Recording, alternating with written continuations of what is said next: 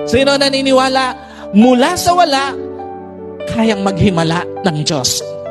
At sino po naniniwala mula sa wala, kayang lumikha ng Diyos?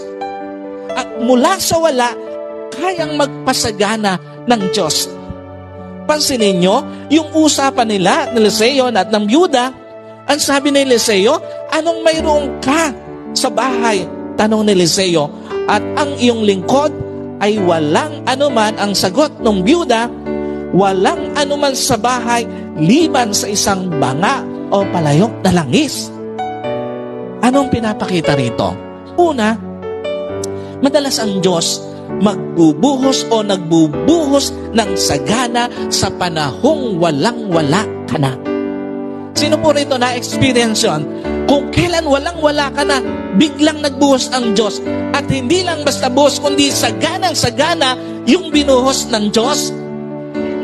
At sino po naniniwala, 2023 years ago, yung Diyos na nagbuhos ng hindi malirip na pagpapala at langis sa buhay ng mga byuda, siya rin magbubuhos ng pagpapala sa iyo.